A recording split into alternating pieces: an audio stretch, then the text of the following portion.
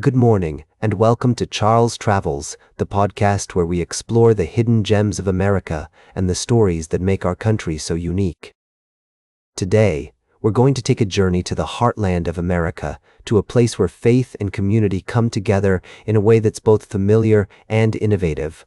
We're talking about non-denominational churches, which are becoming increasingly popular across the United States. As I traveled through the rolling hills and picturesque towns of Missouri, I stumbled upon a church that embodies this trend. Rooftop Church, just outside St. Louis, is one of an estimated 40,000 non-denominational Christian churches in the U.S.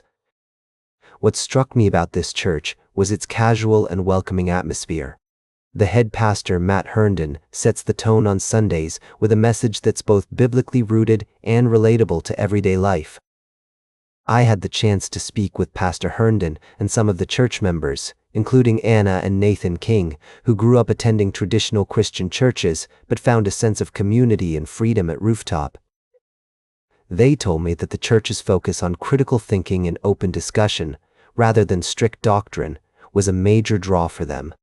As I explored this phenomenon further, I discovered that non-denominational Christianity is actually the fastest growing segment of American Christianity. According to the General Social Survey, in 1972, fewer than 3% of Americans identified as non-denominational Christians. Today, that number has grown to 14%, or nearly 40 million people. Ryan Burge, a professor who studies the impact of religion on American life, believes that this shift is driven by a desire for a more personal and flexible approach to faith.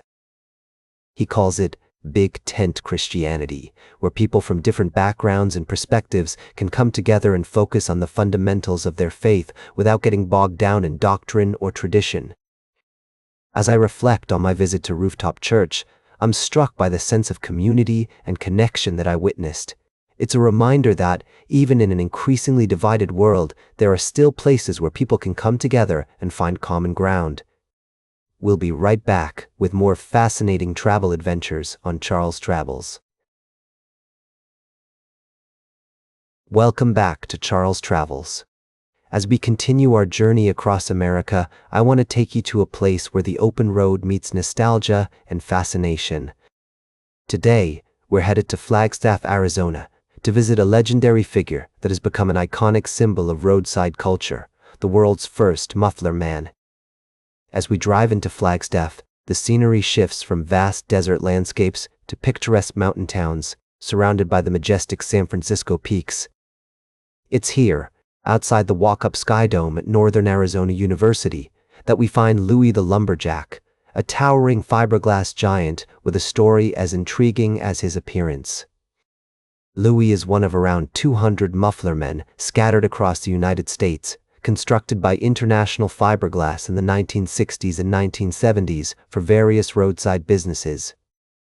These giants were designed to attract attention and draw customers in, often holding objects like axes, guitars, or even mufflers, hence their name. But Louis has a special place in history. He was the very first muffler man ever made. The story of how Louis came to be is as fascinating as the statue itself.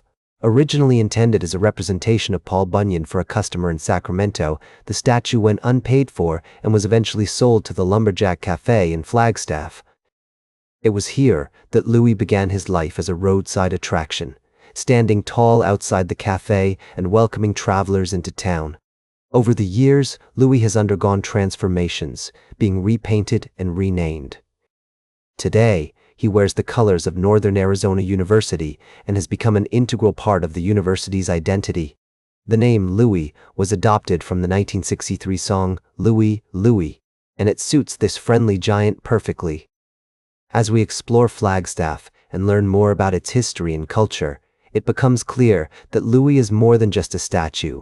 He's a symbol of community and a reminder of the power of roadside attractions to bring people together.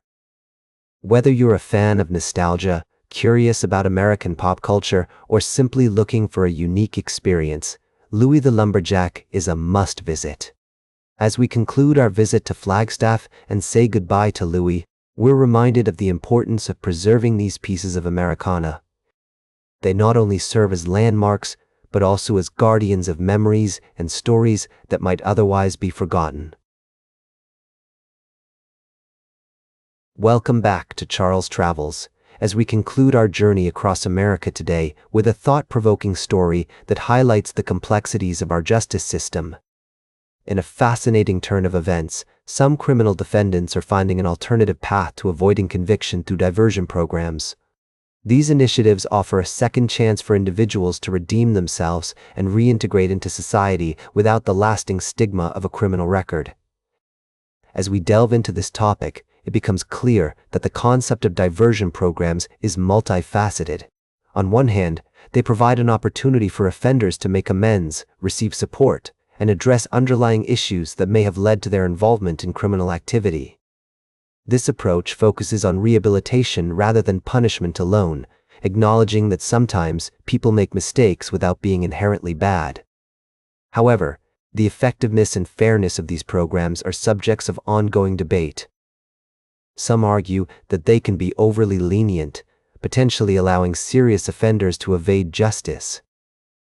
Others point out disparities in access to diversion programs, suggesting that not all defendants have an equal opportunity to participate, with factors like socioeconomic status and the quality of legal representation playing significant roles.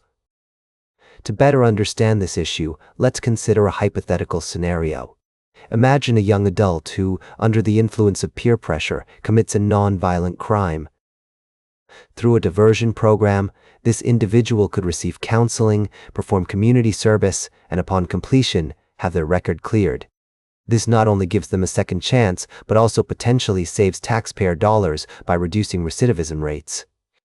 As we explore the human side of these programs, it's essential to talk to individuals who have gone through them. Their stories often reveal a deep appreciation for the opportunity to turn their lives around and a commitment to making positive changes. These personal narratives remind us that, behind every statistic, there is a person with hopes, fears, and dreams. The discussion around diversion programs also underscores the importance of community involvement in justice reform. By engaging with local organizations and initiatives that support rehabilitation efforts, citizens can contribute to creating safer, more compassionate communities. This collective approach recognizes that justice is not solely the domain of the legal system, but a shared responsibility among all members of society. As we wrap up this segment of Charles Travels, we're reminded that the path to justice is rarely straightforward. The stories we shared today, from the roadside attractions that bring us joy to the complex issues within our justice system, all contribute to a richer understanding of America's diverse landscape and its people. That's all for today's Charles Travels. Remember to like, share, and subscribe, and until next time, keep on traveling.